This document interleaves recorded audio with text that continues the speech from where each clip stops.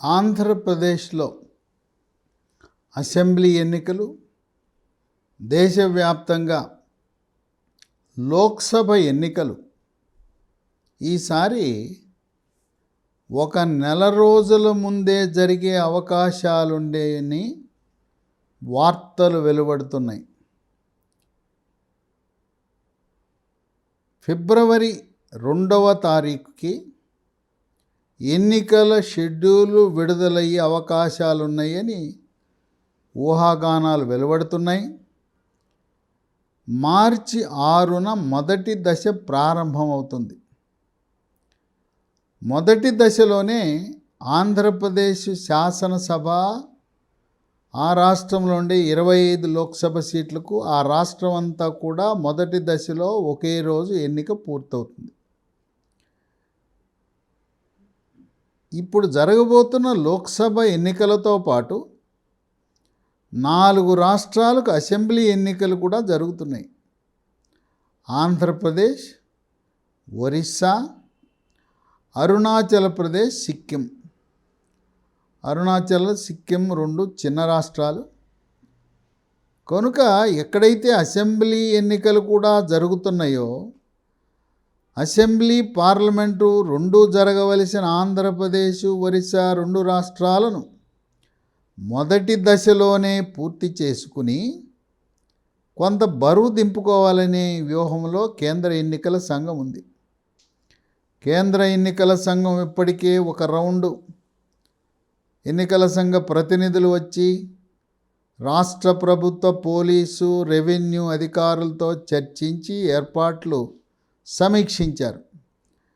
ఇక తుది రౌండు, 2వ రౌండు జనవరి 8, 9, 10 3 రోజుల్లో కేంద్ర ఎన్నికల సంఘ ప్రతినిధులు వచ్చి తుది ఏర్పాట్లు సమీక్షించి ఇక ఎన్నికలు జరగటానికి కావలసిన వేదికని పూర్తి చేసి వెళ్ళదలుచుకున్నారు. గతంలో 2019లో మొదటి దశ ఎన్నిక ఏప్రిల్ 11న ప్రారంభమైంది. అప్పుడు కూడా మొదటి దశలో ఏప్రిల్ 11నే ఆంధ్రప్రదేశ్ రాష్ట్రానికి శాసనసభ, లోక్సభ ఎన్నికలు జరిగినాయి. 2019లో 7 దశల్లో ఎన్నికలు లోక్సభకు జరిగినాయి. ఇప్పుడు ఇంకొక దశ పెరిగే అవకాశం కనపడుతుంది. 8 దశల్లో 8 విడతలుగా ఎన్నికలు జరిగే అవకాశం ఉంది. ఇప్పుడు ఫిబ్రవరి 2న నోటిఫికేషన్ ఇచ్చి మార్చి 6న మొదటి విడత ప్రారంభమైతే ఏప్రిల్ నెలాఖరు నాటికి తుది ఫలితాలు విడుదలవుతాయి. 2019లో ఏం జరిగింది?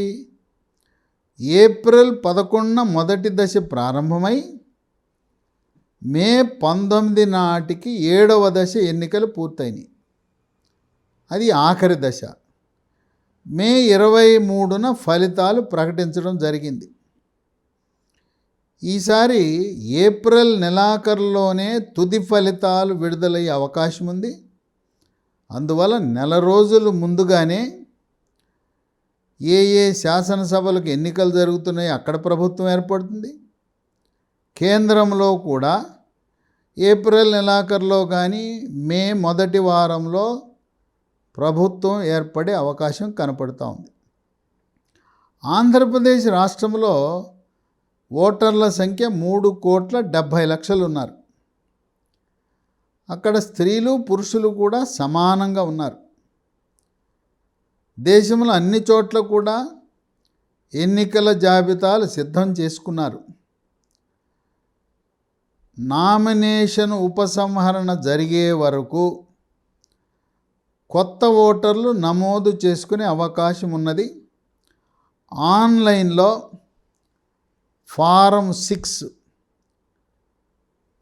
చీఫ్ ఎలక్టరల్ ఆఫీసర్ వెబ్సైట్లో, సిఈఓ తెలంగాణ, సిఈఓ ఏపీ వెబ్సైట్లో ఫారం 6 నింపితే ఓటు మీరు కొత్తగా పొందే అవకాశం కూడా ఉంటుంది.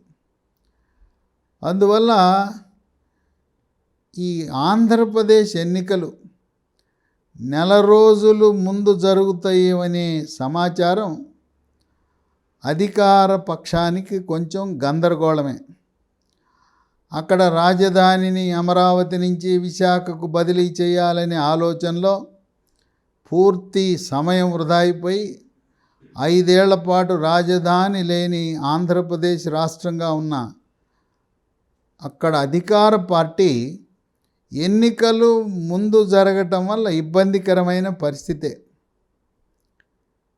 తెలంగాణలో కూడా ఎన్నికలు ముందు జరగటం వల్ల ఇచ్చిన హామీలు నెరవేరలేదు, 6 గ్యారెంటీలు ఏమీ జరగటం లేదు అనే నిరుత్సాహం ప్రారంభమైంది.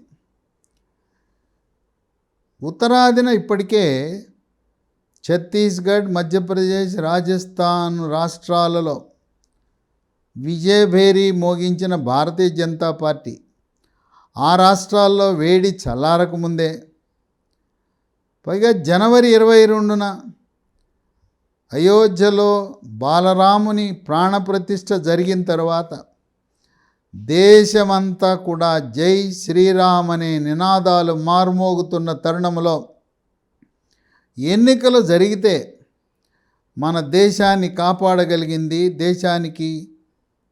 దేశానికి ధర్మానికి ప్రతీక కమలం పువ్వు పార్టీ అని ఇప్పటికే ఉత్తరాదిలో చాలా బలంగా ఉంది. అక్కడ ఉన్న 180 సీట్లలో 160 సీట్లను బీజేపీ ఎన్డీఏ కూటమి కైవసం చేసుకునే పరిస్థితి ఉంది.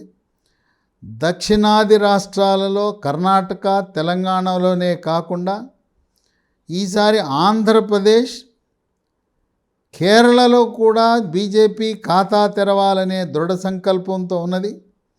ఇటువంటి సమయంలో కొన్ని ఊహాగానాలు వస్తున్నాయి. ఏ విధంగా అయితే రాహుల్ గాంధీ వచ్చి కేరళలో వయనాడ్ అనే నియోజకవర్గంలో పోటీ చేసి కేరళలో దక్షిణాదిన కాంగ్రెస్ పార్టీని బలోపేతం చేయడానికి ప్రయత్నిస్తున్నాడో, ప్రధానమంత్రి ఈసారి తమిళనాడు రాష్ట్రం నుంచి రామనాథపురం నుంచి కానీ, లేదు ఇప్పటికే బీజేపీ ప్రాతినిధ్యం వహిస్తున్న కోయంబత్తూరు నియోజకవర్గం అక్కడ కానీ పోటీ చేసే అవకాశాలు పరిశీలిస్తున్నారు. వారణాసి, కాశీ నుంచి రామేశ్వరానికి వచ్చి ఇక్కడ పోటీ చేయాలని, ఆ విధంగా దక్షిణ భారతదేశంలో కూడా భారతీయ జనతా పార్టీని బలోపేతం చేయటానికి ఇదే అవకాశంగా కమలనాథులు భావిస్తున్నారు.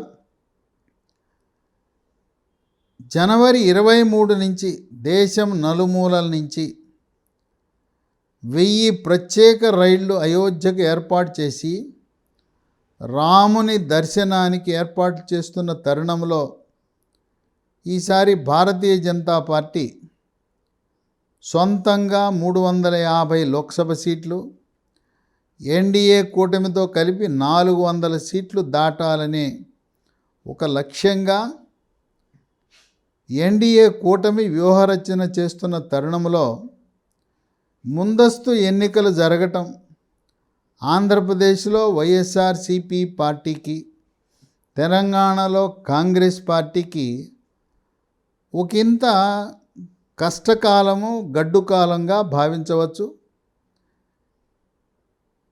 ఈ రాముని ప్రతిష్ఠ జరగగానే దేశమంతా శ్రీరాముని యొక్క ఆ పూజలలో నిమగ్నమైన తరుణంలో ఎన్నికలు వస్తే బీజేపీ ఆ హిందుత్వాన్ని వాళ్ళ వైపు మలుచుకునే విధంగా తగు వ్యూహరచన చేస్తున్నదని విశ్లేషకులు భావిస్తున్నారు.